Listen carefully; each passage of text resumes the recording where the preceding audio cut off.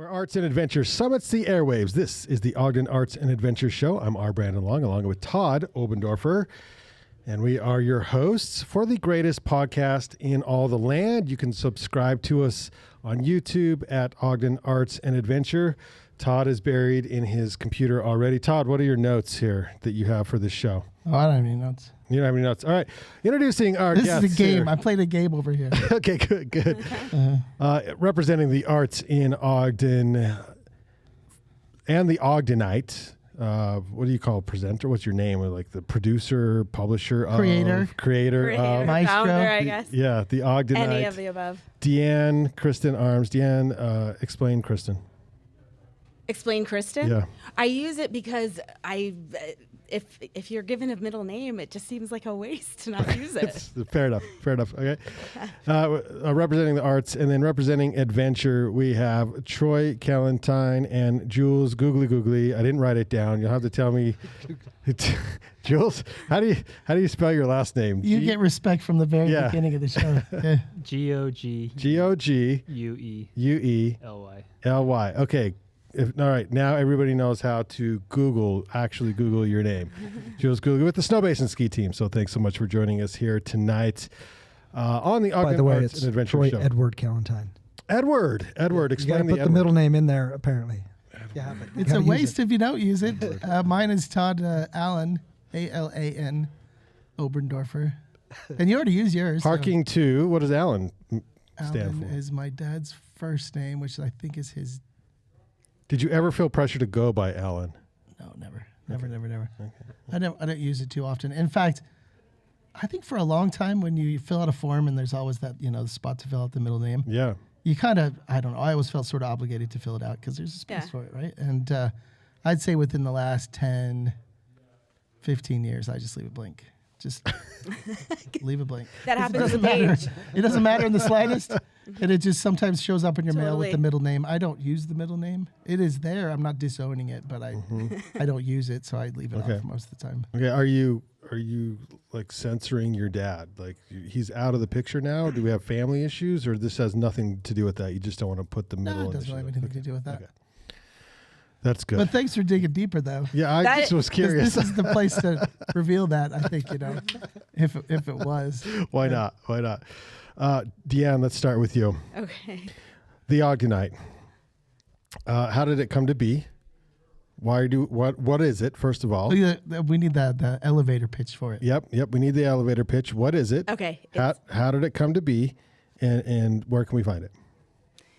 It's Ogden Independent News. It came to be because no one else was really doing it. It was hard to find what was going on. Wait, the Standard. So, yeah, but there wasn't at the time a weekly, and there still isn't. So this was before they started doing an arts and culture section, actually. Mm-hmm. And I just thought we needed something like City Weekly or Slug. Ogden's ready for that. We have enough going on. Except for just smaller.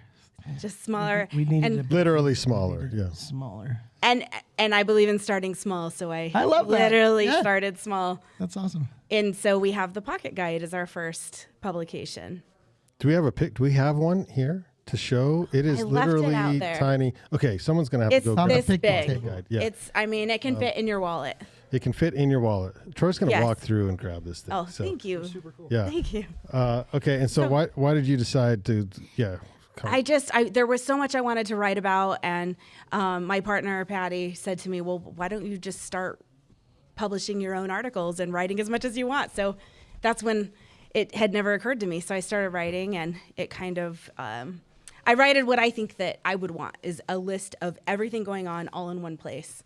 That's easy to find. So this is the Pocket Guide. It really is a pocket. These are the first a crib two sheet, issues. like a little cheat sheet. It's Yeah. a cheat sheet. Yeah. Yes. This is just the at-a-glance guide. We have more content on our website, more in depth. We do articles kind of expanding on a lot of the content in the Pocket Guide. So if you were going to have a test, Yeah. like say this coming Friday on what's happening in Ogden, you would want this little cheat sheet right here because that has all the answers. It has a lot. It has almost everything. We try to put everything, and if we don't, then The font people gets let me smaller. know. The font gets smaller. Yeah. Yeah. or we're gonna have to add more sheets. Todd did mention he can't read it because he's old. Yeah. Yeah, but I have the glasses. Okay, It's a okay. reminder to have the We should readers. sell reading I have the glasses. readers. Oh, Yeah. maybe we'll have like Have a branded bookmark. Ogdenite readers. I think that's not a bad idea. Or Yeah. when I see you, maybe just like one large print. A large print edition. Just edition, just for me. Just a one for me. And one It's for like other when you go to Starbucks and they have the weird names for sizes. We have a Todd Oberndorfer size for print. Yeah, and, no, and it is like 150 font. I've embraced it. Okay, I'm not that blind. But this is applying I'm almost to now there. like menus. I had a hard time with the menu. I do have this. I don't know if you can see. Little This magnifying is- glass? Yeah, it is a magnifying yeah. glass bookmark. Oh, So it's a bookmark, and then you That's amazing. can see. See if you carry that with you. That's just the thing that I have to Yeah. remember Yes. to keep the readers on me. So As where can we find? Who prints it, and where can love we find the that. Ogdenite? Ellis Printing does the pocket guides. They're amazing. And you can find theogdenite.com Okay. for all of our articles and on Instagram and Facebook and Twitter. I'm trying to get more active on Twitter. And So who? how many have you Bad. printed? We're 3. So this is 3. So if you're collecting these, December will be our 4th issue. so you need to track back the last 3 of these if you want to collect all of them. Yes, they may or may not be out there anymore. I don't know. That's the hunt. They go pretty quickly. I'm printing more every round. Yeah. Okay, so you're on the 3rd. So how many did you print for the 1st, 2nd, 3rd? Like what sort of? We did 1,000 and then we did 1,500 on this last one. And so I think we're going to have to keep increasing. Yeah. So we can distribute in Ogden, up in the valley, and Yeah. So where do we find all them? the place. Right now, almost every bar, restaurant, coffee shop downtown, Because you're already visiting all of the bars. all in the town, coffee so- shops, and I'm already at all the bars. That's Yeah. easy drop off. That was What is that supposed Todd to knows. If you follow any of the Instagram, you're going to Okay, see okay. that she visits. Not only does she walk the walk, well, no, she walks and she talks. The whole deal, like the whole package. You hit so many events over the course of the week. I don't know how you do it. I just love to do it. Yeah, Yeah. I think that's what it is. Doesn't seem like so many late nights when that's just what you want to do. I just love to do it. It's my playground. It's my workspace. It's where business connections happen and creativity flows. Getting out. 100%. So, the Ogdenite have any social media place right now? Are they on Facebook? Do you have a website? We're on Facebook, Instagram, Twitter, trying to get better at my tweets. I forget about Twitter. Yeah, we'll just make sure. What $9, So- $8 a month you can get verified. Todd, yeah, we're all not. it takes. I don't think we're paying, but we've been on Twitter forever, and I forgot. So Yeah, I just forget to tweet. I haven't logged into our Twitter for years. Yeah. So, I'll tell you what, maybe that's it right there. We're gonna. we see would have been famous by we now. start tweeting. We would have had a blue check mark. They wouldn't even made us pay. You're They would have probably just right. sponsored it. Probably Yeah. right. Oh, we'd have to pay now, but like before. Before. Sure. Yeah. Yeah. Okay. Ogdenite is everywhere, right? Instagram, all the places. Yeah, all the places. Instagram and Facebook mostly. Do you have an TikTok. online? Do you have an online We're version thinking of the crib sheet? Yes, we're getting a new website soon, so Oh, it'll good, be good, on good. there. So when we drop one of these, there will be all the extended versions of the articles. We pick in the editors' picks. We pick a local read, watch, dine, and listen, and that's really fun. So those will all be articles on the website, and yeah, it's growing. We're waiting. We're so excited for the new website, and we have more publications coming. What's your ETA on the website? I'm getting excited. TheOgdenite.com. No. Oh, ETA. When should I expect it? And the whatever other I- initials. Yeah. I need to ask my designer that question. Yeah, so I'm hoping in the next month. Oh, perfect. So pretty soon. Yeah. Pretty soon. Soon, Oh, yeah, congratulations on all Thank of you. that. Yeah, Is it's it gonna going be in the fun. direction you want? Like It's what's so fun. Oh, Everything's happening so fast. Like what's the? It's happening very fast. It's my wildest dream to have my own publication. It's something that I feel that Ogden has needed for a long time. So are you content to sort of sit where you're at right now? Or are you still moving forward? What's the? I'm so content right now. I love these pocket guides, but I think it's a great idea. I really do think that there's so much more I want to cover, and I want to bring print back. One of the reasons I started is because I'm passionate about print, and I think that we are sometimes tired of staring at our phones all the time, and I would love something just to bring print back and preserve it, the art of good writing. So I do want a longer publication, and we're working on that right now. Oh, fantastic. Do you think it's always going to stay pocket size, or where do you see No, it in? I know we want to stay 2 with the little years, 3 tiny years? theme. Yeah. So it might be small, but not that small. It won't be pocket size. It'll Smaller. be big She's enough for thinking about Todd to going read. smaller. We want Todd the to be able to size. read it. Oh, geez.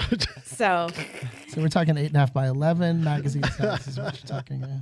we're discussing with our printer the different options, but it will be bigger than pocket sized, and we would love for it to be a weekly, and we want to cover every musician and author, all the events going on, and it's just there's so much happening in Ogden that we have plenty for a weekly publication. So Well, all the I'm news. super proud of all the work you've done. Yeah. Thank you. I'm right. I'm gonna quiz you. Oh no. Study the guide. You got a You had to minute. study the guide? Study the guide. No, I didn't. Oh, I didn't study. Oh, I have the but, cheat sheet right yeah, here. But I won't look at it. She can't look at it, and I'm going to Okay. ask her the event in just a minute. So study, and then let's bring in our adventure guests. Oh, gotcha. Today, yeah, Troy, Edward, Callentine, and Jules. Edward. How do you say the last name? Goguely? Goguely. Googly? Googly, just like sound. Okay. Googly. Snowbasin Ski Team. Now, Jules, you're apparently important because We're announcing it tonight. because this is a big year for you. There's some new stuff going on. You want to hit that first? Sure. Okay. So I am the new program director for the SkiMo program at the Snowbasin Ski Team. So first year for SkiMo. First year for SkiMo. How long did it take you to talk Troy and Co into this? Probably maybe 2 years ago, and when we did that, I pitched him the idea first of an uphill event at Snowbasin at the end of the year. There was a sunrise to sunset, uphill travel, end of the year, human-powered skiing kind of celebration. And we had a decent turnout, for a first-year event. That was kind of last minute a little bit. We didn't do a ton of marketing or anything. And I was like, man, it'd be awesome to have a SkiMo program in the Ogden area because, in my mind, it's the perfect spot, right? We have so many high schools around, so many kids that are doing endurance sports already, mountain biking. The mountain biking took off. It's crazy. It's crazy. We have all the mountains. We have Snowbasin, we have Powder Mountain, we have Nordic Valley, we got the backcountry around Ben Lomond. And then we also have the industry. We have Amer Sports, Atomic, Solomon, Gear 30. Okay, so yes, Gear 30. But let me tell you a little story here. So 9 years ago, we tried to bring SkiMo to Ogden. Our buyer at the time brought a bunch of SkiMo product, a lot of camp. Camp was popular back then. Camp's still in the scene, but it's more like Scarpa and La Sportiva maybe. We brought a lot of camp in, and we brought all the SkiMo stuff in, and we did a little race up at Nordic, and boy, it was hard to get going. It just, I think we were about 5 years early. What are your thoughts on that? It's a very niche sport in this area. It's in the U.S., I would say. It's huge in Europe. So usually when I try to explain what SkiMo is to the average outdoor enthusiast. I think right now would be a good time to explain that. I have no idea what that is. For instance, just for Deann, for instance. SkiMo. So it's ski mountaineering. And Okay. that still doesn't make a lot of sense for most Because people. as opposed to where else you ski. So usually I like to in the valley.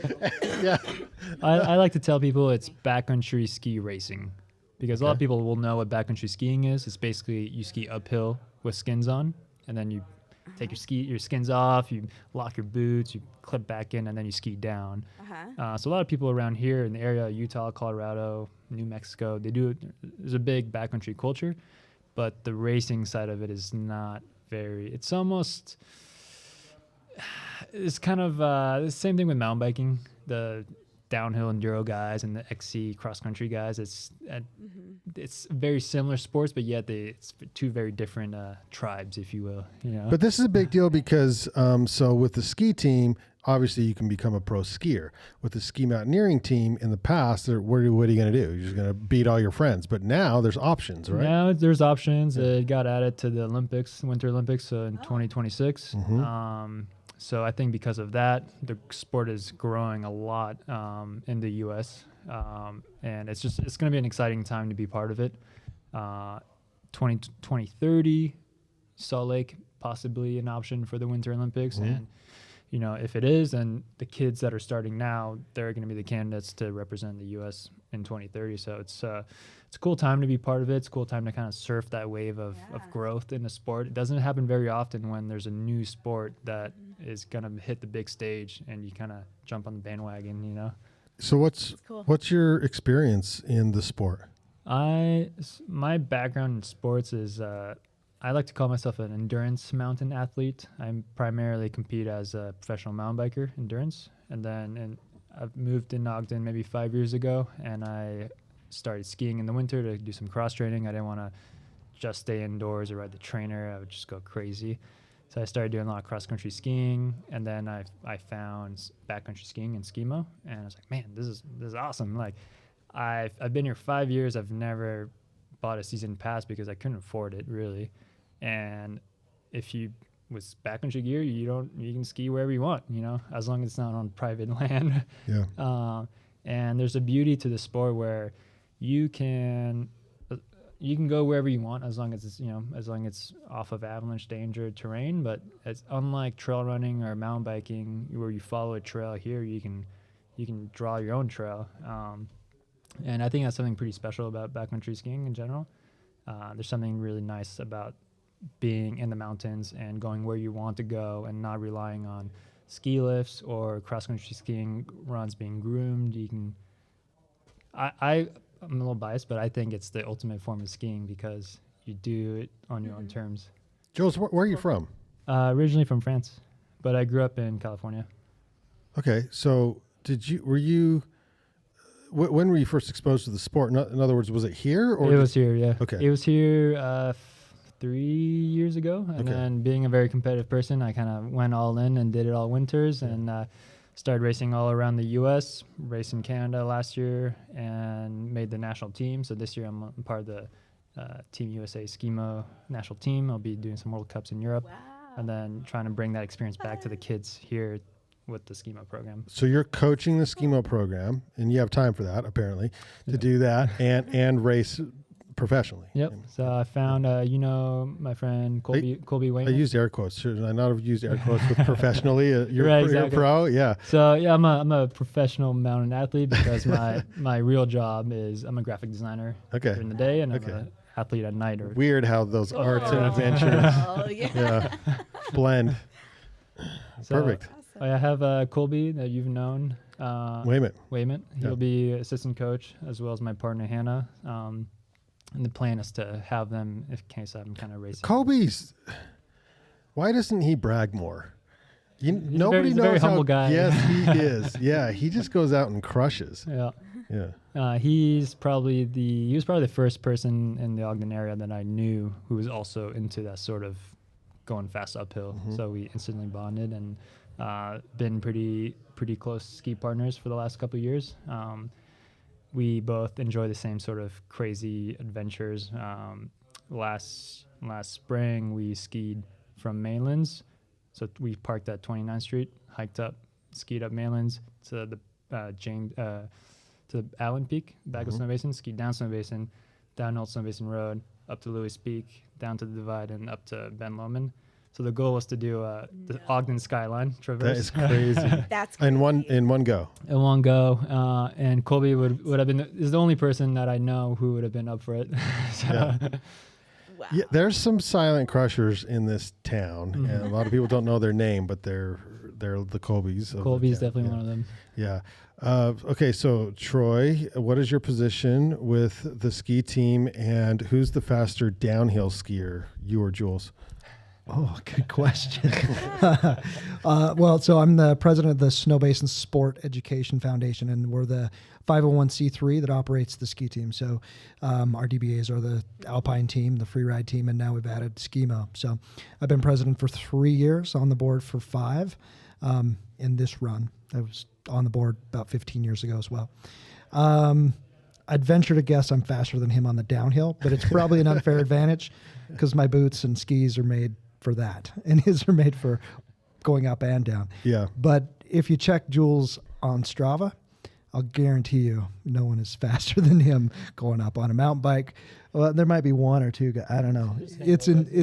It's unbelievable to see his times in relation to everyone else on the mountain. It's crazy how fast he is uphill. So yeah, I guess some of that history. Yeah, a couple years ago, Jules and I met with an opportunity to run a post-season uphill event. We'd already been running, the ski team ran a full moon series up at Snowbasin. So on the full moon nights, they open up the uphill route early for us to be able to run a full moon event. So it's been a lot of fun exposure for the ski team, and as well to help the resort to publish their policy on what the uphill route is and the guidelines and procedures for it are, with uphill being. I just want to clarify, because you said full moon and exposure in the same sentence. Whatever, man. Yeah, that it anything is, goes. Anything goes, Brandon. Okay. If you come to the party, you'll see. Got you. Okay.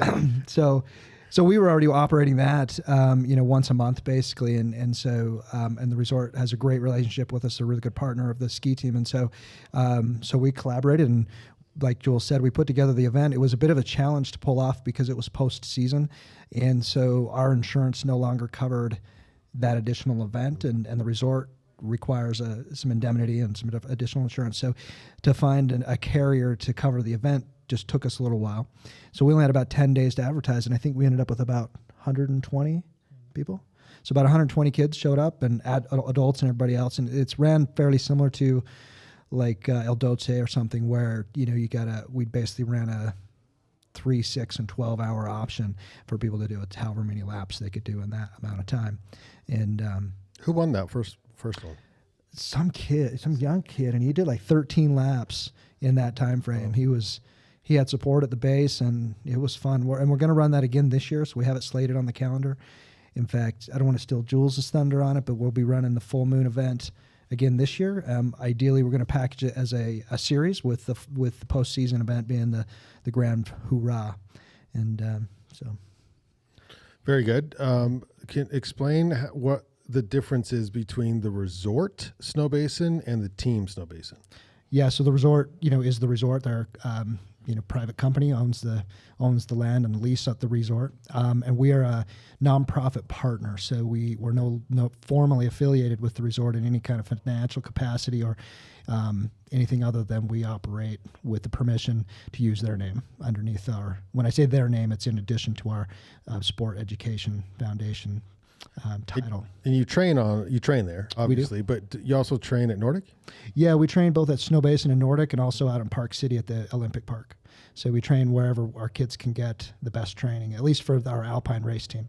I saw pictures of you guys doing hills you were running hills because it hadn't snowed yet. Sure. And so the team was out sort of getting in shape. And so what's the season? When do you start? We get on snow as soon as possible, so our kids are leaving this week to go to Sun Valley. They open up Sun Valley for the race camps about a week before Thanksgiving, so we get to go up there and run down that side, the college run, basically it's called. So that a bunch of Division I national teams will be there, a lot of the local race teams, Snowbasin, Park City, Snowbird, the Sun Valley teams, a bunch of Bogus Basin, et cetera. They all show up and train there before. So our kids are all getting started now. Some will go to Colorado or have already been to Colorado. And then the full season starts really the first week of December for our full group of athletes. And so you have like traditional ski racing. Yes. And then you also have free ride, and then introducing this year's Ski-Mountaineering, SkiMo for short. So talk about the different like modalities you can get into. Sure. So because as a parent, you can sort of maybe determine what your kid's better at and say, hey, take them and do the free ride or the slalom or whatever. Yeah. So a lot of people are probably familiar with the Devo program that the Snowbasin Resort ran.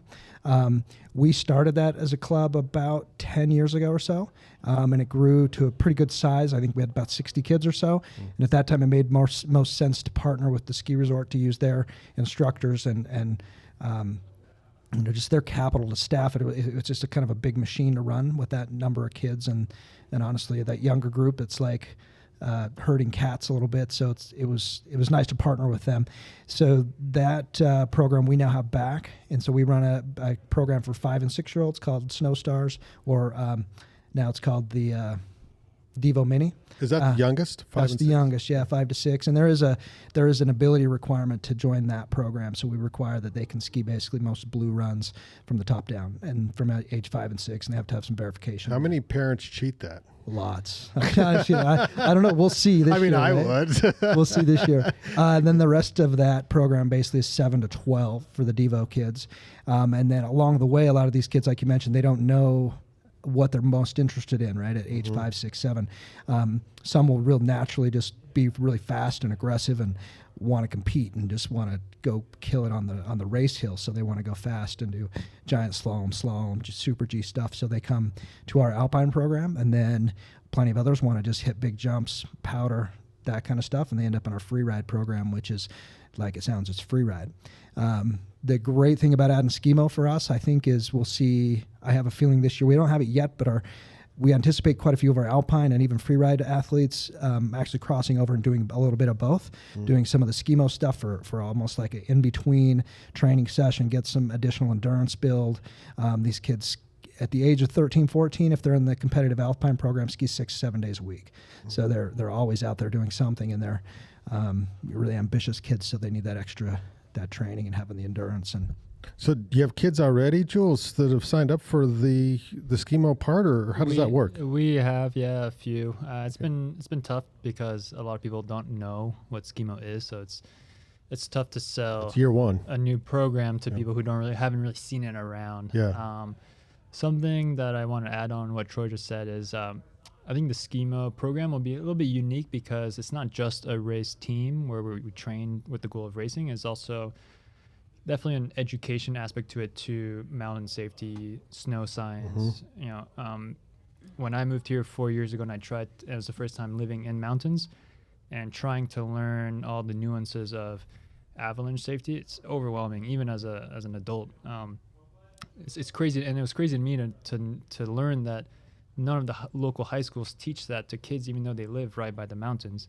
And they could go on the weekend with their parents snowmobiling, snowshoe, and ski, and people, accidents happen all the time. I liken it to like if Todd and I, were mountain people, would move to like Southern California, and we'd get eaten alive by riptide or something trying to surf. Like we have no idea. Yeah, you don't know how to. We don't know the terrain or anything. Or how to help someone who's drowning. For me, it seems like it should be obvious that if high schools by the coast or high schools by the mountains should teach some. I went to high school in San Francisco, and we learned all about earthquakes. There's that.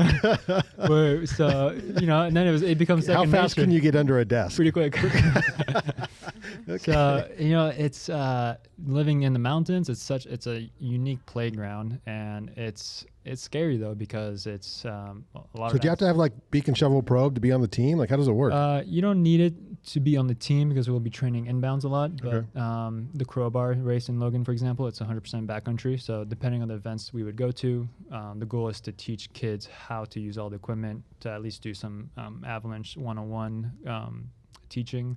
Probably hit up Corey with the Ogden Avalanche Center, try and start teaching kids at a young age a little bit, so then by the time they're my age, it's second nature and they don't need to stress too much about it. Yeah. But for some of the racing at Powder Keg, they require avalanche safety gear, which it's kind of a joke. The SkiMo race safety gear, it's kind of a plastic, almost like sand shovel that is useless. I think you'll know when you make it when you get yelled at by a parent because the kid didn't make the Olympic team. Right? So I'm hoping we don't get there like too quickly. I love being competitive, and I think competition can bring a lot of good out of people. But what's special about SkiMo, similar to mountain biking, it really is a lifelong sport. It's not just like you have to make it before you're 18 or otherwise your career's forget about it, or you go to college and then forget about it. Like you can do this your whole life. I started when I was in my mid-20s, and I'm so old. So I definitely approaching this program with kind of I try to think of it like a healthy mental attitude towards sport and competition in general. If kids want to be competitive and want to race as much as possible, awesome, but it's not the goal. The goal is for them to be able fit enough to travel in the mountains, to do it safely, and to have fun, really. Yeah. And then I think after like the first season, then you'll create SkiMo FOMO, right? And I'm pretty sure that's what it is. especially for like high schoolers, it's like if your friend does it, then you want to do it. That's where it's at. You know, You get in with because the mountain biking took off, and you know, crazy, because you're a right? mountain biker. Yeah. So if you can get high school SkiMo teams, your job is done. That's the plan. Troy, talk to me about the. I'm a parent, and I want to get my kid involved. The season. I mean, we're going to talk about this. The season starts Friday, essentially. You know, what if it's February and I notice, oh my gosh, my kid's skiing so good. He's going to be a pro racer. I want to start now. Like, can you join anytime? How do they get a hold of you? How do they start? What are the parameters? How does that all work? For sure. Yeah, the interweb. Check us out. Snowbasinskiteam.org is where you Answers find all the info. questions. Okay. Answers, well, virtually all of them, right? We do have an FAQ page, which answers most of them. And mid-season, if someone wants to join, we'll evaluate our capacity and see if we have the ability to bring them on. We can prorate, the rate for the season and help out and get it done. We're a pretty flexible team in that regard. And if a kid's excelling and wants to be part of the club and the team, that's our goal.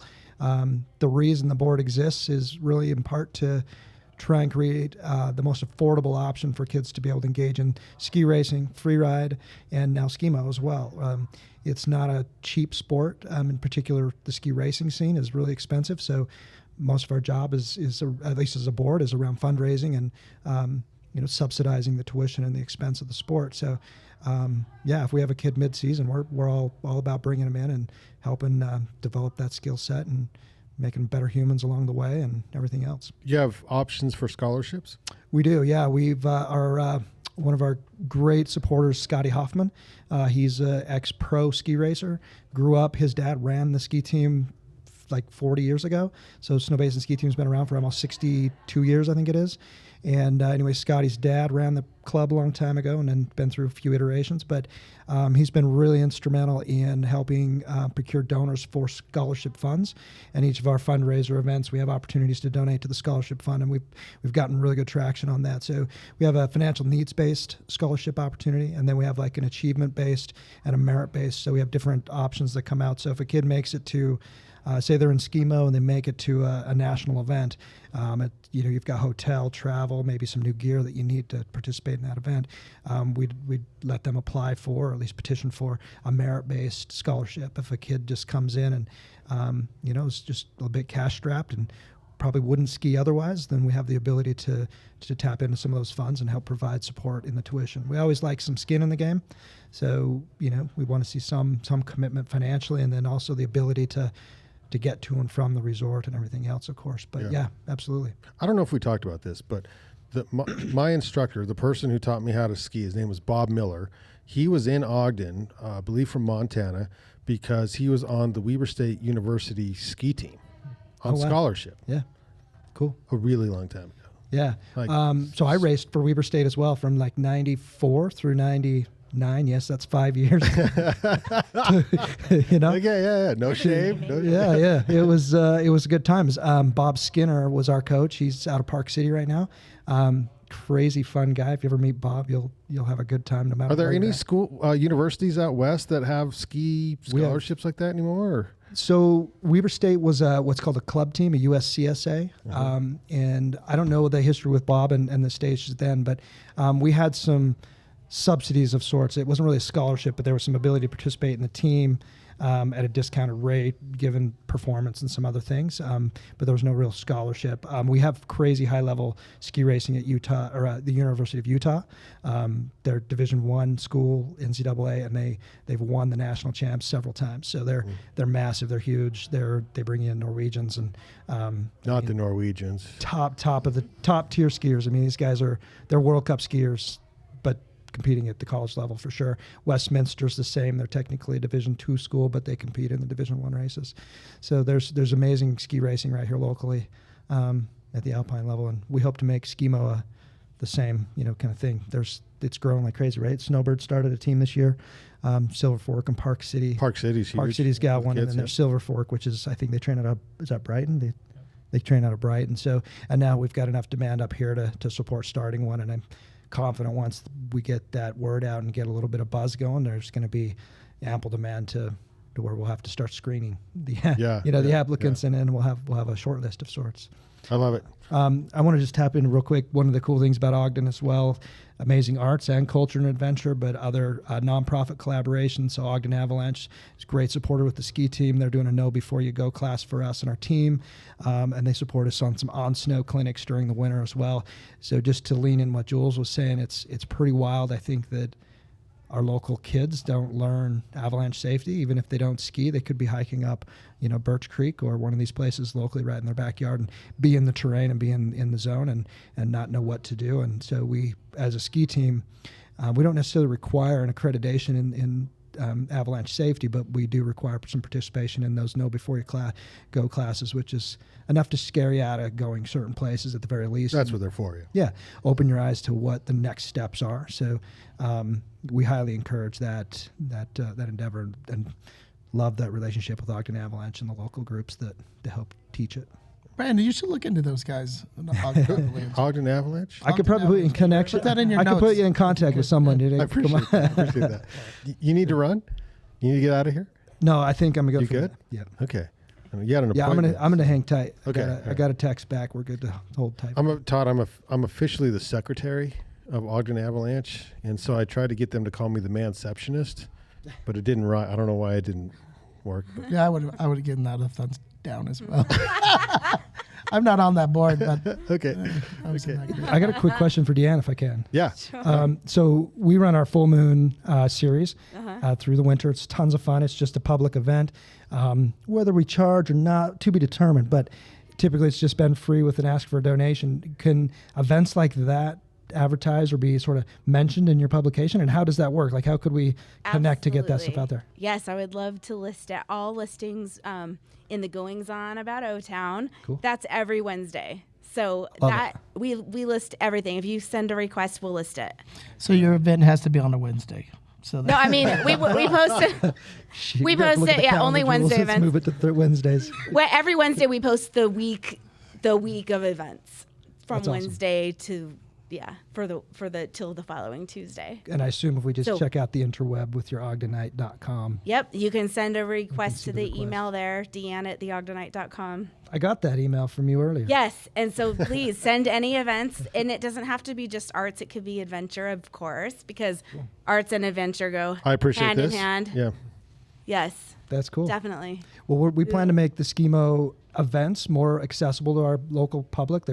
If anyone's been to Snowbasin in the early morning for their uphill access, it's crazy. I mean, there's 200 people sometimes that show up and just do the uphill route. They make 1 to 2 laps before the resort opens.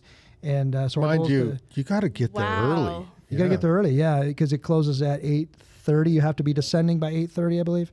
So a lot of people start at 6. I think it opens at 6 a.m. usually or something, 5 or 6. They those have a warm mornings. yeah. Jump out of bed. Just Yeah, jump this out. is They get really hot cool. fast up there. I think Yeah. everybody should know about that. So Yeah, and it's definitely. a cool opportunity to be on the mountain. At night we get some great sponsors come up. Gear 30's actually supported us. Yep. They've brought some what do you call it, demo skis. So if you don't have Yeah. gear, there was the ability to check that out. Really? I got to call the guy I know down there, see if we could still get that worked out for this season. But yeah, it's a ton of fun to come learn about what's the uphill policy for the resort, because not every resort allows it, and Snowbasin does, but it's under certain parameters. You got to have a wristband and look at the time and the schedule and everything else. So You need lights. you have to have lights. Yep, you have to have a headlamp and then a red one on your backpack, correct? So you have to be able to be seen from both directions, because they do have snow cats, winch cats, snowmobiles on the mountain during the night, and if you're not visible, kersplat. And you need to know That's the really route. cool. You need to know the route. Yeah. All skill levels, I've seen people race up all it, ages. and I've seen people hike up it. I've seen people run it. Snowshoes, like Okay. skis, snowboards. I would probably have to be rescued, I'm afraid.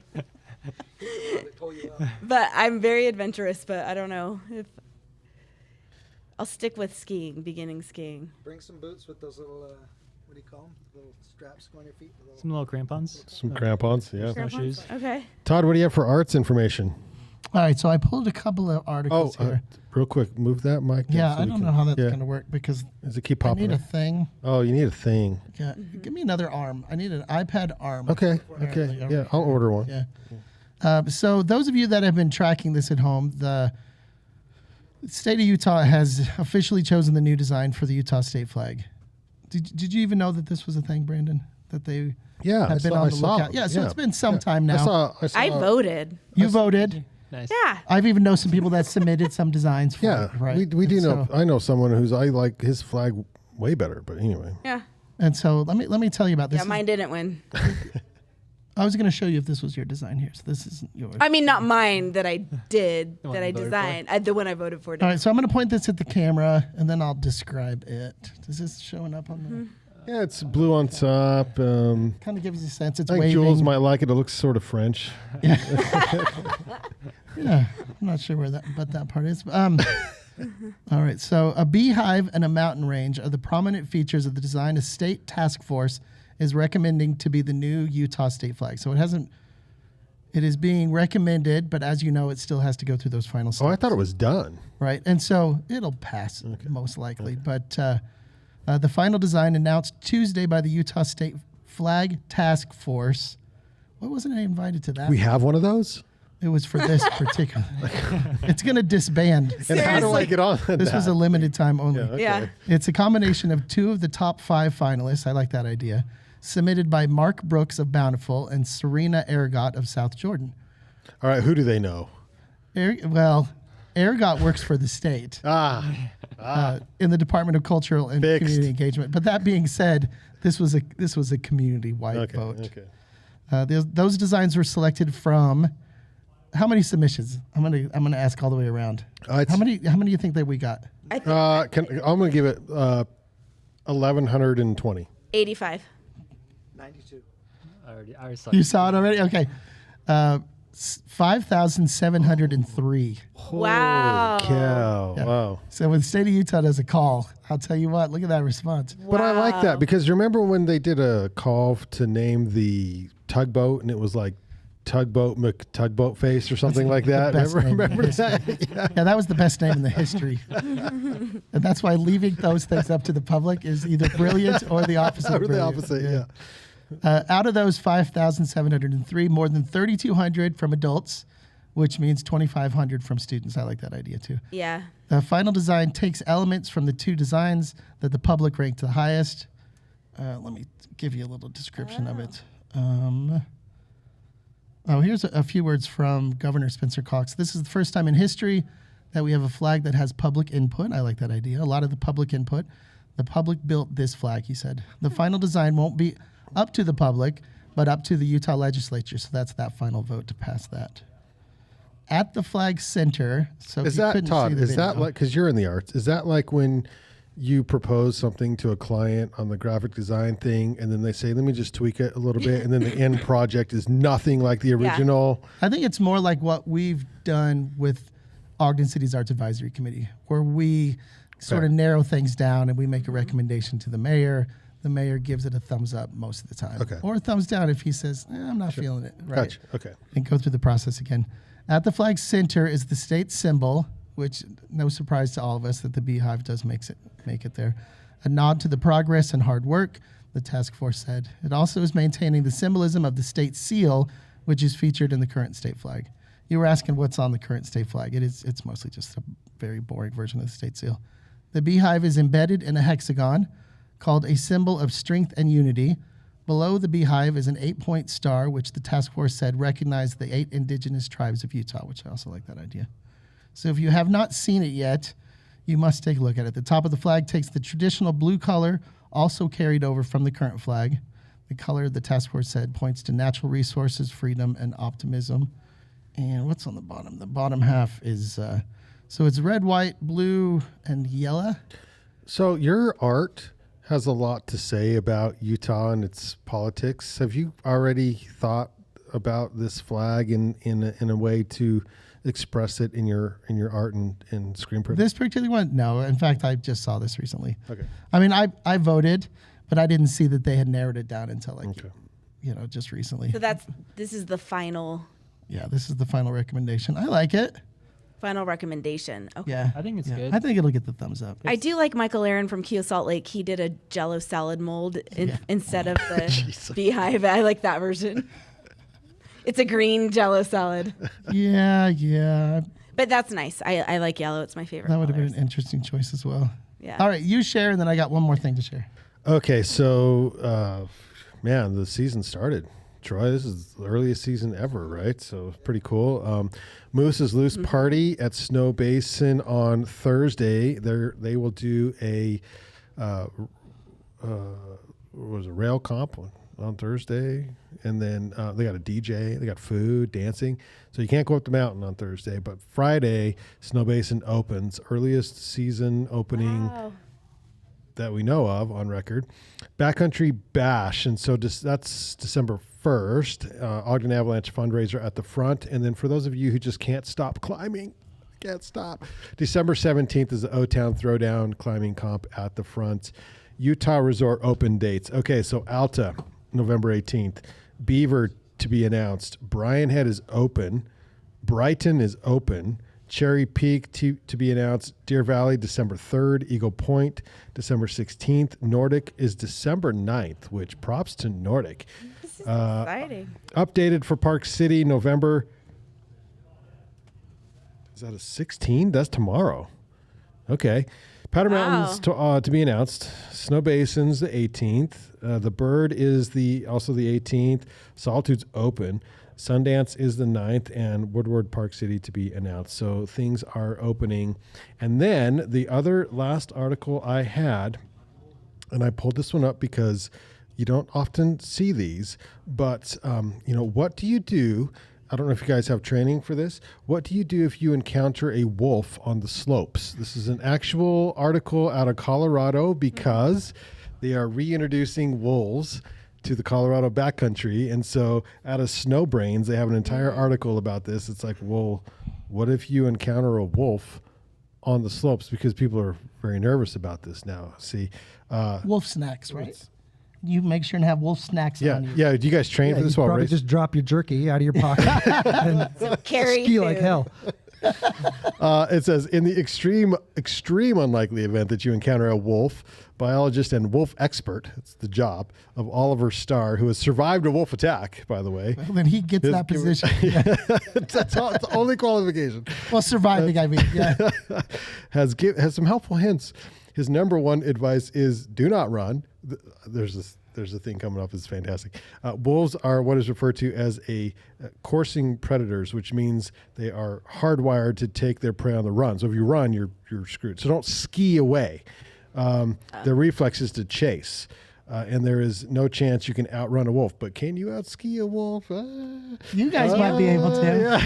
Yeah. If you join the ski Jules team. probably could go an uphill. I'd have to go downhill, and then actually, if I'm with Jules and we encounter a wolf, I'll let him go uphill, and I'll ski away as fast as I can and see if he gets taken. The best thing you could do is to face off against the wolf and make yourself as big as possible. Take your poles and So snap like a mountain them. lion. Like a mountain lion. You can throw stones, wave your clothes above your head, and shout. If you happen to carry a gun, shoot in the air. It's very successful in sending a wolf running. Okay, this is the best part. Try not to fall. Don't. That's every horror movie. That's every horror movie. The person that's running away that has never just fallen walking in their life. No, you just. Every time. Yeah. Every Oh. time. Yeah. Especially if you're in hilly terrain. Again, this will trigger the wolf's instinct to go for weak prey.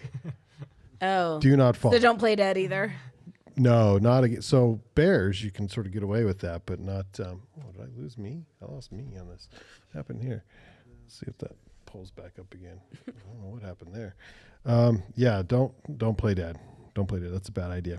All right, Todd, I got to fix this camera. All right. So last week we were talking about Sundance, and so I'll probably mention that every now and again. And so there was a brand new article about the Slamdance Film Festival, and so I thought I'd read about that.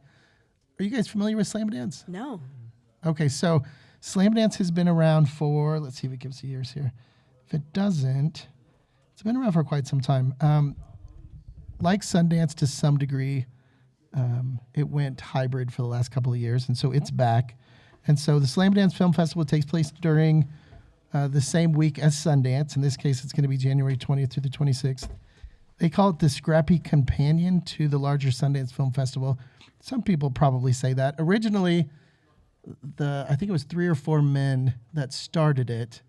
They were rejected year after year from Sundance. Oh, that's funny. And so in order to become essentially, when you had to apply, your film for the festival, you had to have a rejection letter from Sundance, right? I And love so that, was like an kind of the actual original idea. rejection letter. I don't know if they still do that anymore, but I kind of like that idea at first, right? And so they're going to be back. I don't know if I thought this was kind of cool. With the directing debut of a superstar music producer, every now and again there'll be kind of a big Sundance or Slamdance name. Usually it's a little bit more obscure. And a new free program at the University of Utah. The festival runs January 20th through 26th in venues in Park City and Salt Lake City. And it's also going to be online at the Slamdance channel, and that's going to be January 23rd through the 29th. The festival coincides with the 2023 Sundance Film Festival, which runs the 19th through the 29th of January in the same places, except for, this one adds Sundance Mountain Resort and online. The university will play host to the in-person showcases for Slamdance's new Unstoppable program, any of the local programs I'm always interested in, which was introduced during the festival's COVID-induced virtual years. Festival organizers announced just this past Tuesday the program, running January 23rd to the 26th at the U's Student Union Theater, highlights films made by and about people with disabilities, both visible and non-visible. I thought that was kind of interesting. Working with the University of Utah allows for a safe space for disabled filmmakers and an opportunity to bridge the gap between accessibility and film, said the programmer Juliet Romeo. What else do I want? Oh, I wanted to tell you about Slamdance's opening night film, set to screen Friday, January 20th in Park City, is Punk Rock Vegan Movie. And so who do you think directed that? Yeah. No idea. Who's the most famous vegan that there is right out there? Who's also does music as well. Anyway, the directorial debut of I should know the that. electronic music producer Moby. Moby's like obviously vegan, right? Okay. It's a documentary that traces how punk rock became a fertile breeding ground for vegan activism. I think that would be a very interesting That's amazing. film. And I know that Moby probably do a show out there that week, so that's kind of cool for me. I'll make sure I'm out there as well. Do you think Moby will be in town? Oh, 100%. Yeah, well, he's directing it, so he has to promote it so that he can sell it probably. That so. sounds awesome. Could we get them to come air it here at the Yes. Monarch or something? And Why not? throw a I bet he little would. show out I on the was- thing, for reals. No, I'll bet he would. You I got the think that we have connections. to Thank Todd. you. Make it happen. I was just going to say that. How can we get them in Ogden? Yeah, I'll reach out. Tickets and passes for Slamdance 2023 go on sale very soon. That's why I mentioned these things now. Their tickets go on sale December 2nd at slamdance.com. And I will am look going to be a into that. slam dancer. Yeah. I love it. about Slamdance films, Yes. I see some of them sometimes. There's sometimes a reason why they haven't been selected for Sundance. I'll be perfectly honest. And that's not saying that every Sundance film is good. Right. I have done, what did I say? Something like 23 Sundances in a row. Like the last 2 have been online, but I go up there each year and I'll stay for the week and watch a bunch of films. And it doesn't mean that the film is particularly. This sounds like how it was in the 90s, how the Sundance was in the 90s when I used to go. Yeah. I There's sometimes there's- walked away wishing I hadn't seen Yeah, what I'd Sundance seen. has a pretty good track record for the good of the good. Yeah. Right? But then there's always, a whole bunch of films that never get released. And if they do, it's late night, Cinemax back when you could find those, or VHS back when that was a thing, These days, with all the streaming services, it's probably easier to find distribution than it was before. But I've seen some good ones at Slamdance. Deann, that's right up your alley. Isn't Yeah, it? It I'm really there. is. I can't believe I hadn't heard about it. Probably because it's not in Ogden. I'm so Ogden. We need it to be in Ogden. I feel like Slamdance is to Sundance what Ogden is to Park City. Exactly. I feel So we it's need to a host- perfect fit. We need to host Slamdance. We here. totally do. I will be working on that. I think Ogden would be a good satellite for Yes. Slamdance. Most Yeah. of the people in Ogden got kicked out of Park City. That's Yes. true. And you know what? I think Their Slamdance, audience is here. Slamdance would probably like it even more because Sundance Yeah. was here for a long time, and then they pulled themselves out a couple of years ago. I'm assuming because it's just so removed, it Yeah. really is quite a distance. But That was it. Slamdance would be like, oh, so Sundance doesn't want you? On it. I was Maybe gonna appeal to Sundance to bring that back to Ogden, but my sights are now set on Slam Dance. Yeah, I think that's probably a good place to be. Yeah. Okay, Deann, I'm not going to quiz you, but I am going to ask you. Okay. Your number one can't miss event this weekend in Ogden. Oh, that's so hard this week. I haven't done the list yet. But I have to be biased. There are actually two things tomorrow. Without Patty. There are two things tomorrow. Well, there's always a good lineup at the Lighthouse.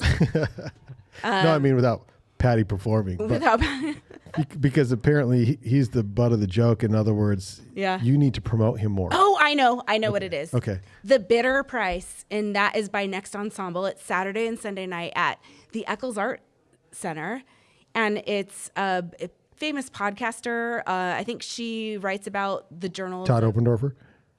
This was a she. Oh, Yeah, she reads. I think she's a historian, The Wives of Joseph Smith, and it's paired with classical music, which sounds really intriguing. Did you say historian? I could have messed that up. I could have totally messed I it heard up. host-storian. Well, you A said historian. historian. A Okay. hostorian. But you said hostorian. I just I'm like, created that's a a new cool term. word. A hostorian. Host-storian. Because they just- host like history just did documentary that. films and stuff. Yeah. Right. I kind of did. I will be your hostorian. She's a Mormon historian on like the Wives of Joseph Smith or something like that. I think she's going to read from the diaries. I could be totally messing this up, but it sounds intriguing. And then Sounds paired with interesting. classical music, like really cool event. Tickets are $10. I love Next Ensemble. They're doing more and more just really innovative events that are accessible. And like Yeah, where is it? experimental too. That's pretty cool. Yeah. At Eccles Art Center. Yeah, that's this weekend. I would say that's really cool. And the Ogdenite is hosting an event tomorrow. It's a Hamilton sing-along and karaoke, and we're going to dress up and eat taboo pizza.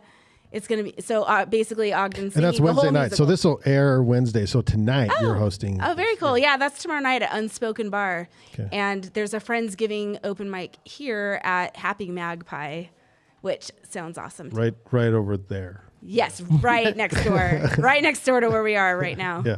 Yeah. Very good. Okay. Yeah. Thanks for being a good sport, Deann. Appreciate that. Sure. Thank you to Band U1 for powering today's episode of the Ogden Arts and Adventure Show. Listen and subscribe to the Ogden Arts and Adventure on YouTube. We changed the old Ogden Adventure, so if you're really feeling spicy, go look at the old videos of us, me and friends, ice climbing 10 years ago, Willard waterfall. and Wow. stuff. It's pretty wild. Look for us on Facebook, Instagram, Apple Podcasts, Spotify, thebandingcollective.com, and the Podbean app for Android and iPhones. You can still DM us, though, on Instagram at Ogden Adventure. So we will leave you this week. Just not on Twitter. If Not you- on Twitter. No, I haven't logged in for a long time. It says Yeah. nothing to hard. do with recent events. It's been years. Other ways to get hold of Other us. ways to get a hold of us. You can find us on Twitter. I'm not active. I don't know. Yes? Yeah. No, I was just gonna ask, like, why is it so hard to tweet? I don't know. I do I like don't know what to once a year. say. Once a year, I'm like, I'm back, and I even- think I'm going to be, and I don't. I just do that one post. That's actually a really good strategy. Just once a year, do I'm back, and then don't post Yeah. again for. Just retweet it every year. I'm back. Yes. I really like that. This week's Outdoor Jukebox, I'm going back to, so we started, I want everyone to follow the Van Sessions YouTube page. And so we started a Van Sessions page on YouTube specifically for Van Sessions. And the first song we uploaded was by Kristen Scheller that was recorded here at the Monarch. It's called Whiskey and Weed. I love that song. Yeah, he does a great job. Okay, so this is Whiskey and Weed, Kristen Scheller, with the proper way, by the way, on Van Sessions at the Monarch. Whiskey makes my head feel kind of mild. Weed makes my head feel like a child. Nicotine is a buzz I feel deep down in my soul. But the pain is only gone for a while. Let's pour some booze. Let's sing the tunes about the good times we don't want to lose. Uncork the bottle, start to wobble while the whiskey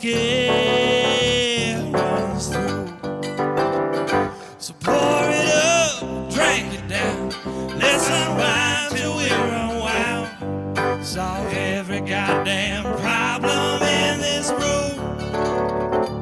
We'll all dance in a trance.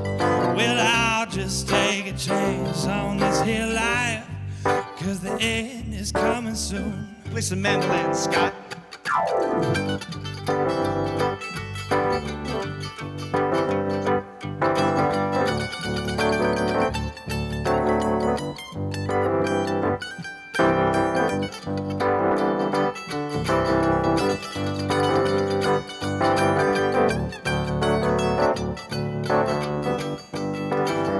Let's all get stoned and talk all night long about the good time and days long gone.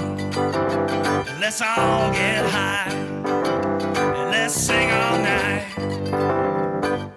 Every tune we can remember till the dawn. Fire it up, pass it down. Let's unwind till we're unwound. We'll solve every goddamn problem in the room. We'll all dance in a trance, and we'll all just take a chance on this here life, because the end is coming soon. Play it again, Scott.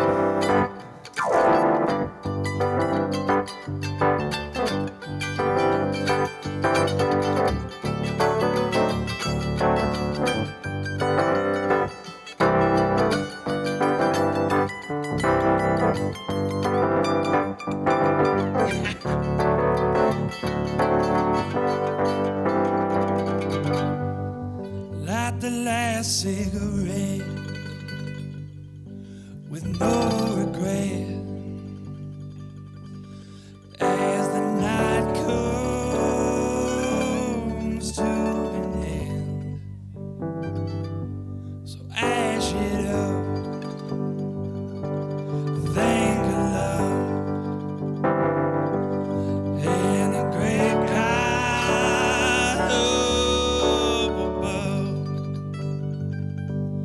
Ash it up and snuff it out. We all had fun, now let's come down. We solved every goddamn problem in this room.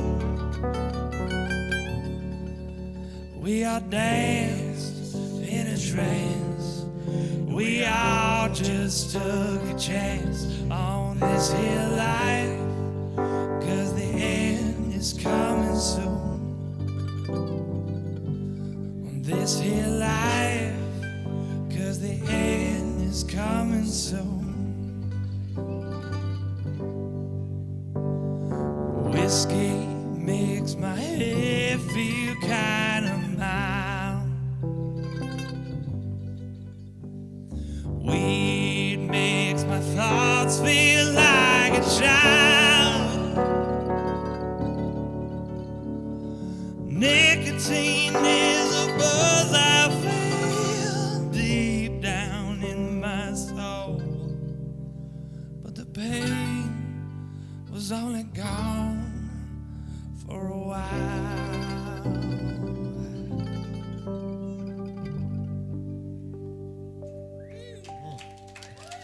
Thank y'all. Good stuff.